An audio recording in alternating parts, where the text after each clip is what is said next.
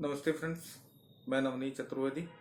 सबसे पहले तो मैं ये कहूँगा कि आप लोग मेरे इस जियो पॉलिटिक्स के चैनल को सब्सक्राइब करें और इसके एपिसोड्स आप देखना ना भूलें। मैं जियो पॉलिटिक्स पार्ट 2 का चैप्टर्स को मैं शॉर्ट में जहाँ लिख रहा हूँ। आज के चैप्टर में मैं बात करूँगा हमारे राष्ट्रपिता महात्मा गांधी के बारे में। गांधी जी के बारे में सब लोग जानते हैं कि उन्हें 30 जनवरी 1948 को नाथूराम गोडसे ने फायर करके पिस्टल से उन्हें मार दिया था। लेकिन गांधी जी के ऊपर ये कोई पहला अटेम्प्ट नहीं था। गांधी जी के ऊपर 1948 से पहले भी 4 बार उनके ऊपर हमले की कोशिश की जा चुकी थी, जो कि किसी न किसी वजह से फेल होता गया था मामला। अब आपके माइंड में एक सवाल उलझ रहा होगा कि गांधी जी जो अहिंसा के बहुत बड़े पुजारी थे, तो उन्हें शांति के लिए नोबेल का पुरस्कार क्यों नहीं मिला। नोबेल का पुरस्कार गांधी जी को मिल ही नहीं सकता था, क्योंकि नोबेल प्राइज देता कौन है? नोबेल प्राइज देने वाला एक रॉथस्चाइल्ड का ग्रुप है। रॉथस्चाइल्ड कौन है? यहूदी हैं, जियोनिस्ट हैं, और ये वही ग्रुप है जो ब्रिटिश एम्पायर को चलाता है। तो गांधी जी तो ब्रिटिश एम्पायर से लड़ाई लड़ रहे थे, तो गांधी जी तो ब्रिटिश एम्पायर के सबसे बड़े दुश्मन हुए। तो अब भला गांधी जी को नोबेल प्राइज कौन देता? अब गांधी जी कोई वो ये बचपन बचाओ आंदोलन वाले कोई कैलाश सत्यार्थी तो थे नहीं कि जुगाड़ से उन्हें रॉथस्चाइल्ड वाले उन्हें नोबेल प्राइज दे देते। इस वजह से गांधी जी को नोबेल प्राइज नहीं मिला।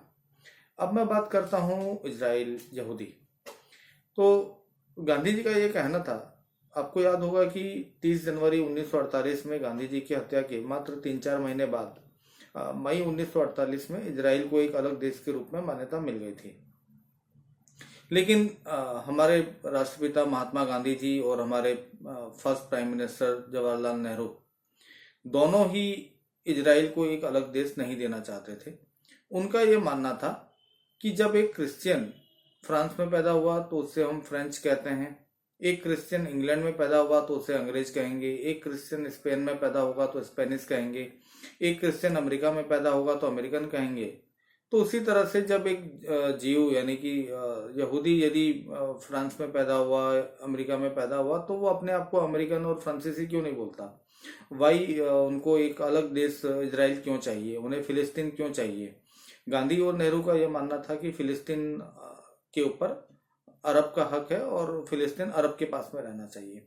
तो जो गांधी जी की जो थॉट्स थी अबाउट जियोनिज्म, वो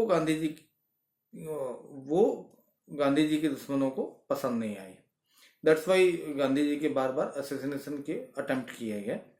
ये मेरा एक जियो पॉलिटिक्स का एक क्रेज है।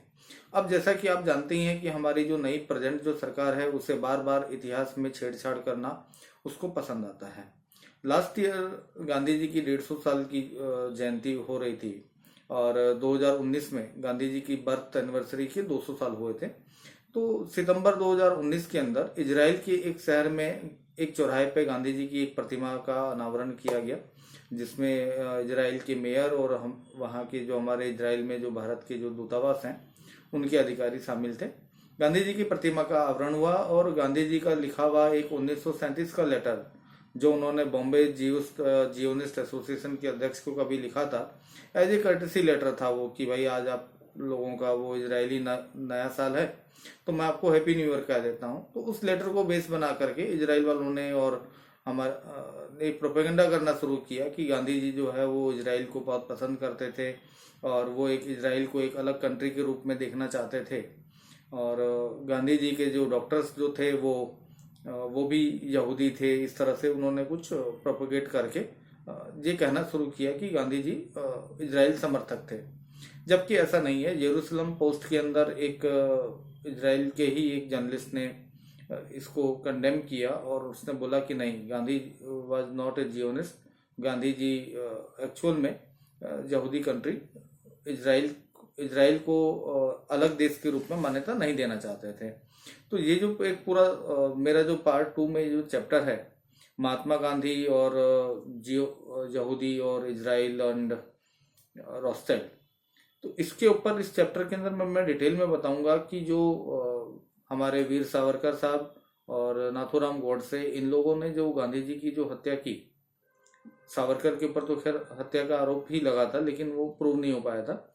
आप्टे और गोडसे को इसमें फांसी दी गई थी। तो इसके पीछे, गांधी जी की हत्या के पीछे जियोनिस्ट एजेंडा क्या था, इजरायली एजेंडा क्या था, ये मैं थोड़ा सा डिटेल में ब्रीफ करके मैं मेरी इस किताब के चैप्टर में गांधी जी के असैसिनेशन, गांधी वध के पीछे जियोनिस्ट एजेंडा, यहूदी एजेंडा क्या है, वो मैं इस किताब के अंदर डालूंगा। मैं आप सबसे गुजारिश करूंगा कि मेरे इस चैनल जियो पॉलिटिक्स नवनीत चतुर्वेदी के साथ में आप लोग जुड़े रहें। फेसबुक पर भी मैं लिखता हूँ इन सब विषय के बारे में, वहाँ से जुड़ें और मेरे इस यूट्यूब चैनल को सब्सक्राइब करना और लाइक करना ना भूलें, और जुड़े रहिए बस मेरे साथ। गांधी जी और जियोनिस्ट एजेंडा के बारे में, उनकी हत्या के पीछे